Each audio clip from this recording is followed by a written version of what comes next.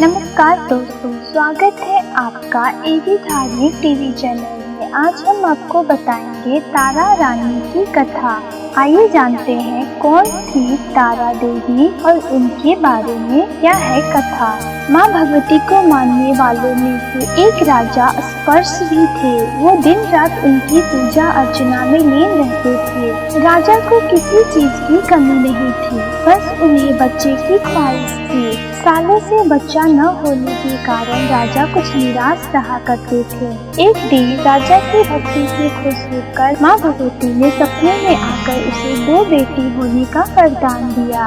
आशीर्वाद मिलने के कुछ समय बाद राजा के घर एक बेटी पैदा हुई। बेटी पैदा होने की खुशी में राजा ने सबको दावत दी और बेटी की कुंडली बनवाने के लिए पंडितों को बुलवाया। सबने राजा से एक ही बात कही, यह साक्षात देवी का रूप है। जहाँ भी इसके कदम पड़ेंगे वहाँ खुशियाँ ही खुशियाँ होंगी। यह भगवती देवी की भक्तन होगी। इतना सब कहकर पंडितों ने लड़की का नाम तारा रख दिया। कुछ समय के बाद मंगलवार के दिन राजा के घर एक और बेटी पैदा हुई। ज्योतिषियों ने उसकी भी कुंडली बनाई और उदास हो गए। राजा ने जब उनसे उदासी का कारण पूछा तो ज्योतिषियों ने बताया कि ये लड़की आपके जीवन में खूब सारा दुख लेकर आएगी।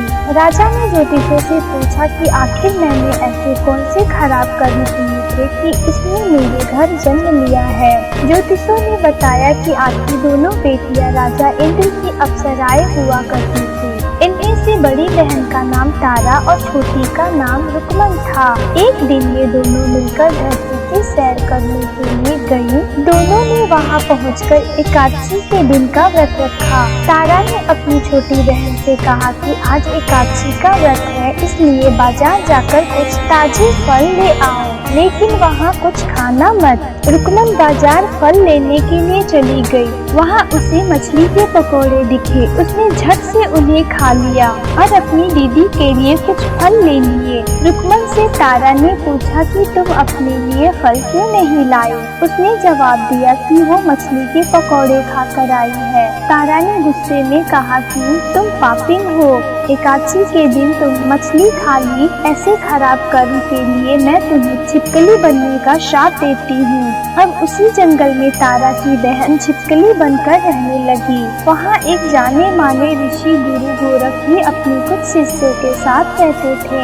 उनके शिष्यों में से एक बहुत ही घमंडी था। अपने घमंड के चलते हुए शिष्य कमंडल में पानी भरकर एकांत में बैठकर तपस्या करने लगा। तभी एक प्यासी गाय वहाँ आ गई। उसने सीधे अपना मुंह उस कमंडल में डाला और पानी पी लिया। पानी पीने के बाद जैसे ही गाय अपना मुंह बाहर को निकालने लगी तो कमंडल नीचे गिर गया और ऋषि का ध्यान भंग हो गया। ऋषि ने देखा कि गाय पानी पी गई है। अब गुस्से में ऋषि ने गाय को एक चिमटे से बुरी तरह घायल कर दिया। इस बात की जानकारी जब गुरु गोरख को पड़ी तो वो तुरंत गाय को देखने के लिए गए। जैसे ही उन्होंने गाय की हालत देखी वैसे ही अपने उस घमंडी शिष्य को आश्रम से बाहर निकाल दिया। कुछ दिनों बाद गौ माता पर किए गए उस अत्याचार से होने वाले पाप को कम करने के लिए उन्होंने एक यज्ञ करवाया।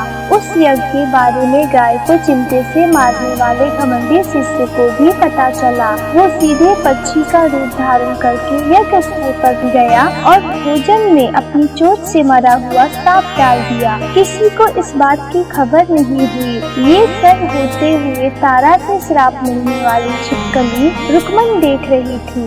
उसके मन में हुआ कि इसे खाकर सारे लोग मर जाएंगे। सबकी जान बचाने के लिए छिपकली बनी रुकमन सभी लोगों के सामने भोजन पर गिर गई। लोगों ने छिपकली को खूब कोसा और बर्तन को खाली करने लगे। उसी वक्त भंडारा करने वालों को खाने मरा हुआ सांप भी दिखा। तब कहीं जाकर सबको समझ आया कि छिपकली सबकी जान बचाने के लिए जानबूझकर भोजन में गिरी थी। एक छिपकली होने के बावजूद भी इतने अच्छे विचार होने की वजह से यज्ञ में मौजूद सारे महत्वपूर्ण लोगों ने कहा कि हमें इस छिपकली की मुक्ति के लिए प्रार्थना करनी चाहिए। पंडित ने आगे बताया कि सबकी प्रार्थना से ही वो छिपकली तीसरे जन्म में आप जैसे प्रतापी राजा के घर बेटी के रूप में पैदा हुई है। है। वहीं तारा ने दूसरी जन्म तारामती के रूप में लिया और अयोध्या के राजा हरिश्चंद्र से शादी की। इतनी सब बातें कहने के बाद पंडितों ने राजा स्पर्श को रुक्मन को मारने की सलाह दी। इस बात पर राजा बोले, मैं किसी बेटी को कैसे मार सकता हूँ, ऐसा करना पाप होगा। फिर ज्योतिषियों ने कहा कि एक संदूक में सोना चांदी लगवा कर उसके अंदर लड़की को रख देना और संदूक को पानी में बहा देना। उसमें लगा हुआ सोना चांदी देखकर लोग नदी से संदूक जरूर निकालेंगे और लड़की की जान बच जाएगी। राजा ने ज्योतिषियों ने जैसा बताया ठीक वैसा ही किया। नदी में सोना चांदी जड़ा हुआ संदूक देखकर काशी के पास ही एक भंगी ने उसे बाहर निकाल लिया। उसके कोई बच्चे नहीं थे, इसलिए उसने संदूक के अंदर की लड़की को पालने का फैसला लिया। उसे भंगी और उसकी पत्नी ने खूब प्यार से पाला और रुक्को नाम रख दिया। बड़ी होते ही दोनों ने रुक्को की शादी करवा दी। रुक्को की सासू माँ तारामती और राजा हरिश्चंद्र के महल में साफ सफाई करने का काम किया करती थी। कुछ दिनों बाद रुक्को की सासू माँ बीमार हो गई। उनकी जगह रुक्को वहाँ काम करने लगी। तारामती ने उसे देखा और पुराने जन्म के पुण्य के कारण पहचान लिया और उसे कहा कि तुम मेरे साथ बैठ जाओ। रुक्को ने बोला कि मैं तो भंगी नहीं, इसलिए आपके पास नहीं बैठ सकती। तब तारामती ने उसे बताया कि तुम पूर्व जन्म में मेरी बहन थी, तुमने एकादशी के व्रत के दिन मछली खा ली थी और मैंने तुम्हें दंड देते हुए छिपकली बना दिया। अब तुम्हें दोबारा मनुष्य जन्म मिला है तो इस जन्म में माँ वैष्णो की पूजा करके पुण्य कमा लो। माँ की पूजा से तुम्हारी सारी इच्छाएं पूरी होंगी। तारामती की इस बात को सुनने के बाद रुक्को माँ वैष्णो से एक बेटे के लिए प्रार्थना करती है और कहती है कि अगर उसकी मनोकामना पूरी हुई तो वो अपने घर में माँ वैष्णो देवी पूजन और जागरण कराएगी। माँ वैष्णो देवी उसकी प्रार्थना सुन लेती है और उसे बेटा होता है। पुत्र की प्राप्ति के बाद रुक्को उसकी देखभाल और लाड दुलार में माँ वैष्णो देवी की पूजा करना भूल जाती है।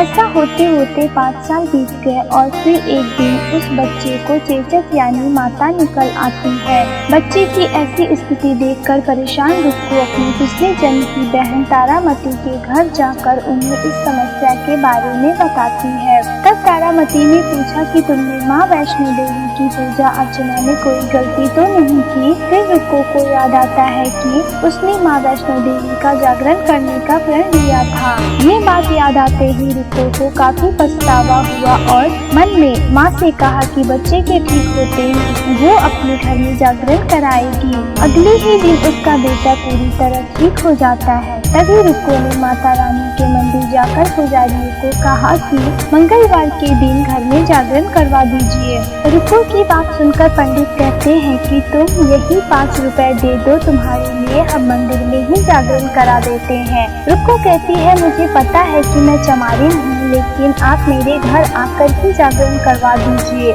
माँ किसी तरह का भेदभाव नहीं करती है तो आपको भी नहीं करना चाहिए। इस पर पंडितों ने विचार विमर्श करके कहा कि अगर रानी आपके जागरण में आती है तो हम तुम्हारे घर आकर जागरण करने के लिए तैयार हैं। पंडितों की बातें सुनकर रुक्को अपनी बहन रानी तारामती के पास जाती है और तारामती को सारी बात बताती है। रुक्को की बातें सुनकर तारामती जागरण में जाने के लिए तैयार हो जाती है। इस बात को बताने को रुक्को जब पंडित जी के पास जाती है तब उनके बीच की बातों को सेन नामक नाई सुन लेता है। फिर वह राजा हरिश्चंद्र को जाकर सारी बात बता देता है। राजा के मन में हुआ कि रानी को नीची जाति वालों के घर जागरण में नहीं जाना चाहिए। इसी वजह से वो अपनी उंगली काट लेते हैं जिससे उन्हें नींद न आए और रानी जागरण में न जा सके। जब जागरण का समय होता है तब भी राजा को जागते हुए देखकर रानी मन ही मन माँ वैष्णो देवी से प्रार्थना करती है कि महाराज को नींद आ जाए ताकि मैं जागरण में जा सकूं।